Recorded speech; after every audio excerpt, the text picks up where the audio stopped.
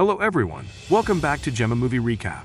Today I will show you a drama, history, and war film from 2001, titled Enemy at the Gates. Spoilers ahead. Chill out and enjoy. But before we start, please support our channel by subscribing and click the bell icon for future notifications.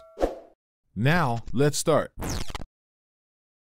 In 1942, a year after the German invasion of the Soviet Union during World War II, Red Army soldier Vasily Zaitsev is on a train to Stalingrad, thinking about the time his grandfather taught him how to shoot a rifle while hunting. Along with him on the train are many soldiers and citizens, including Tanya Chernova, whom Vasily notices but is afraid to approach. While the soldiers are dropped in the middle of the Battle of Stalingrad, the people depart in the middle of their journey. To get to the front lines, they must board a boat, and the enemy takes advantage of this by dropping bombs and starting gunfire as soon as they spot them. When other soldiers witness the falling soldiers, they attempt to flee by jumping into the sea, only to be shot by their own higher officers for deserting. Once they reach the docks, only one of every two soldiers is given a rifle. The other is given bullets and instructions to follow the soldier with a weapon. The group is forced into a suicidal charge that the Germans easily overpower, and Vasily, who was given bullets, barely survives the assault by staying close to the ground and pretending to be dead.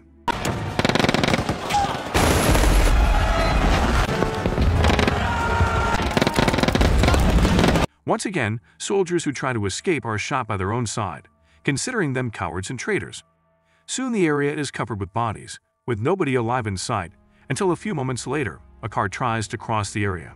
A tank shell hits it and knocks it over, and out of it comes Commissar Danilov, who rushes to hide inside a fountain, pretending to be another body in a pile and miraculously not getting killed when a group of Germans drive by and shoot at the bodies to make sure there aren't any survivors. Once they're gone, Danilov takes a rifle from one of the bodies and tries to shoot some soldiers he can see in a nearby building, but the weapon is out of ammo. At that point, Danilov realizes that Vasily has also been hiding in the fountain and asks him for his weapon so that he can load it with the ammunition he was given when he came. Danilov is a political commissar with limited knowledge with guns, thus he gives Vasily the rifle in place of his advice to wait for an explosion before shooting so they won't be found. Vasily moves behind a hole in the fountain wall as another car with troops approaches, and as soon as he hears an explosion, he begins accurately shooting each German in the head one by one. Hours later, once they have been rescued and taken back to headquarters, Danilov prints a series of pamphlets detailing Vasily's heroic feat. Many days later, Chairman Nikita Khrushchev arrived at Stalingrad to coordinate the defense of the city, since Stalingrad was a symbol of Stalin's power, and they couldn't afford to lose it. Furious after hearing about yet another loss, he demands ideas from his subordinates on how to improve morale. But most of the soldiers just repeat the same ineffective tactics they've been using for years. Danilov, on the other hand, suggests an alternative. He feels that they should offer hope in place of punishment. He has the ideal hero for the job of instilling people with a sense of purpose and inspiring them to desire to defend the motherland. Danilov receives a promotion to senior lieutenant after his suggestion is accepted. As an example to emulate, Vasily's picture is now published in the newspaper. The sniper division is where he has been promoted in this instance. From that point forward, Vasily assumes the role of the Russian army's public face, serving as his symbol of national pride and propaganda. His accomplishments would be chronicled in every issue of the army's newspaper, as well as in pamphlets that would be displayed on the nation's walls. One day, during one of his missions, Vasily and his team are found by a young boy called Sacha Filipov, who admires Vasily. He sends an invitation to his modest house, where his mother, Mrs. Filipov, will cook him dinner as appreciation for everything he has done for their country. Soon after they get there, Danilov shows up carrying letters from Vasily's admirers around the nation. Danilov forces him to respond to all of them in order to maintain the hope and propaganda campaign, despite the fact that he is the one who instructs Vasily on what to write and must correct his spelling. After they start, another person shows up. Tanya, Saka's younger sister from the train who has joined the neighborhood militia as a private. She's also fluent in German because she's studied at the university. Danilov wants to recruit her because they need more soldiers who understand German, but Tanya would rather stay and fight, especially since the local militia is short on men. She changes her mind when Danilov explains how much she can help them by decoding Duran and Tell, and that he'll send 12 soldiers in exchange for every person that speaks German. The German army summons German Major Erwin König, a renowned marksman, and the head of the German Army sniper school at Sachsen. As they begin to feel the effects Vasily and his squad of snipers are having on their ranks, König sets up a strategy to make Vasily come to him, rather than rushing after him after being given the assignment to kill Vasily. A few hours later, Vasily's crew wakes him up from his siesta to inform him that there is a crisis in the department store industry. Vasily brings Ludmila with him to look for the dead after shooting a shadow in the window and a helmet falling, thinking they have struck their target. As soon as they leave, the friend they left behind gets shot. The duo makes it inside the department store and sneaks around until they reach the window, only to find that the shape they had seen is a mannequin posed to make it look like a sniper. This is obviously a trap, and when Vasily finds a cigarette butt on the ground, he realizes their enemy is still there, watching them. He advises them to take it easy and remain concealed until they can come up with a suitable escape plan. But when planes begin to fly overhead and begin to bomb the area, Ludmila becomes frightened and flees, giving König the opportunity to shoot her. However, Vasily manages to flee before König can do the same to him. Saka, who is posing as a spectator while actually giving König information about Vasily in exchange for food, so the major will believe him and provide information about his locations in return, cleans König's shoes as he heads back to the hideout he's been staying at. When the Red Army learns that the Germans are using König, they bring over a former student of his, Kulikov, to teach Vasily how König thinks and help him kill him. Before returning to the field, however, Vasily must attend a special party in his honor. After saying hello to Tanya, he's dragged by Khrushchev to see the journalists, answer questions, take pictures, and look at a giant Stalin painting, because according to Khrushchev, he's always watching over his country. Vasily recalls the day his grandfather taught him to shoot again when, as it turned out, he missed his first shot, allowing the wolf to approach and devour their horse. A few days later, König may be found in an abandoned building where Vasily, Kulikov, and another sniper squad member, Polybia, enter.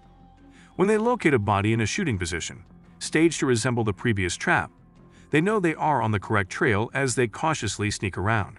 Before dinner time, they manage to shoot two distinct repairmen after navigating an open space and successfully dodging all enemy fire. Volodya leaves his partners for a moment to retrieve the soup he had been heating in another room, but gets captured in the way. König and his team try to make him confess where Vasily is hiding, but since Volodya won't talk, they dress him up as their own and send him out to pretend he's another repair guy. Without knowing who it really is, Kulikov immediately kills him, revealing their location on purpose so when he makes a helmet appear at the window, the enemy will shoot it and reveal their location as well. König doesn't fall for the trap, so the duo decides to relocate. But when they jump an open section of the floor, König takes the chance and shoots Kulikov while Vasily escapes safely. This constant chase between Vasily and König is taking too long, and an impatient Khrushchev is starting to get on Danilov's back. Danilov visits Tanya after their first encounter in an attempt to pursue her and bring her a gift, but to his astonishment, she requests to be reassigned. After a few hours, Vasily returns to the office in a less than favorable attitude. He believes König may be too good for him to defeat after witnessing a shot like the one he saw today. Danilov assures him that they are receiving fresh information and that he need not fear since Vasily will be one or even more steps ahead of him the following time. He does, however, request a favor in exchange. He wants Vasily to speak with Tanya and persuade her not to request that transfer. When Vasily tries to do so, Tanya explains that she asked to be transferred because earlier in the morning, she learned her parents were among a group of prisoners that were executed by the Germans, and she wants to go there and fight. Understanding her need for revenge, Vasily gives her Kulikov's rifle.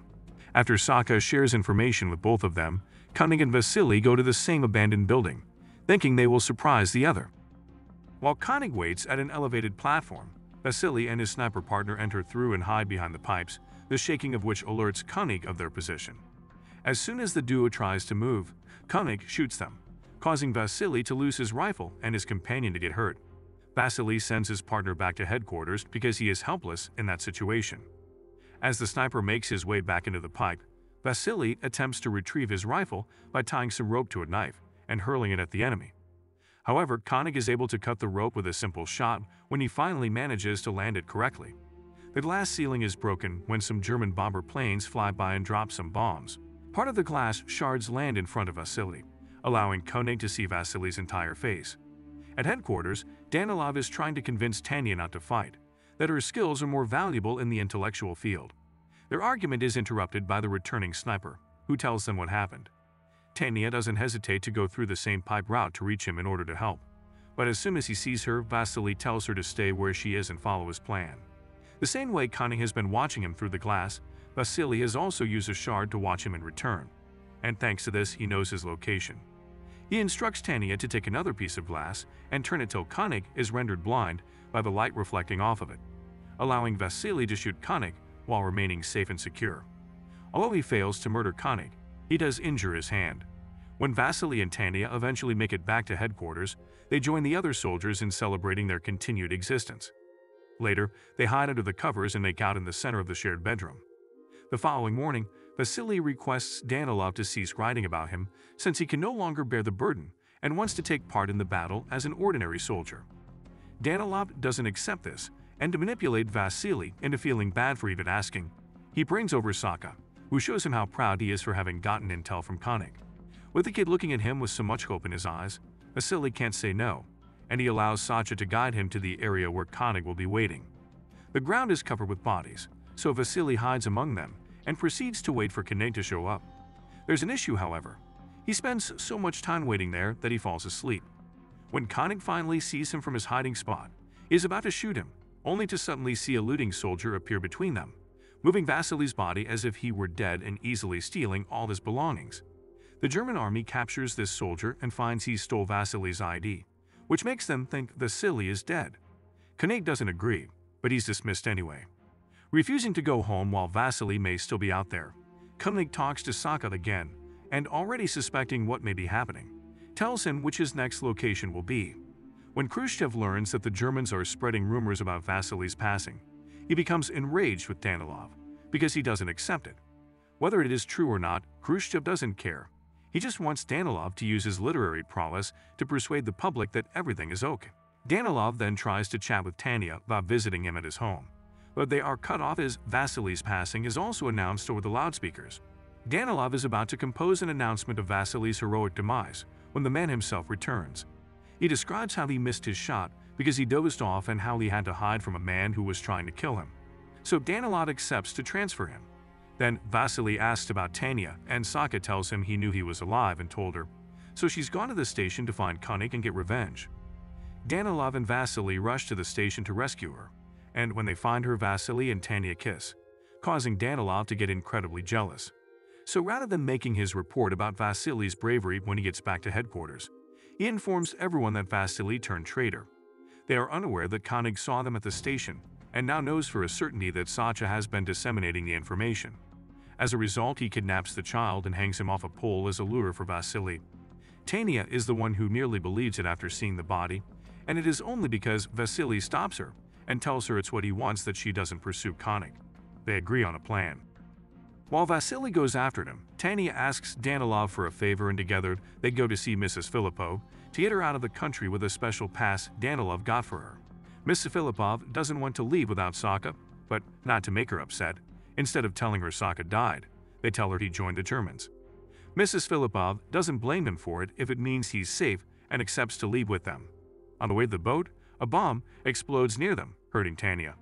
Danilov thinks she's died and leaves, but Mrs. Filippov doesn't give up and convinces a doctor to let Tanya board with her by showing her special pass and saying Tanya is her daughter. Vasily and König are at a standoff in their respective hiding spots, not knowing where the other is. Danilov suddenly shows up next to Vasily, and now that Tanya is dead, he thinks he has nothing else to live for and humanity isn't worth saving. As a way to make up for the lies he made up about Vasily, he sacrifices himself and comes out of hiding so König can shoot him and reveal his location. Vasily plans ahead and doesn't react immediately, so König now believes he has killed Vasily and goes outside to see the body. König removes his hat and accepts his fate as Vasily waits for him in the middle of the road and points his rifle at him. Vasily kills him and leaves his rifle next to Danilov's body. Vasily receives a letter from Tanya 2 months later, after the Germans have been defeated, confirming her survival and care in a field hospital. Vasily visits the address on the letter once it is safe to do so in the city, and the couple is ecstatic to be back together. Thank you for watching. Don't forget to subscribe for more recap movie. See you again.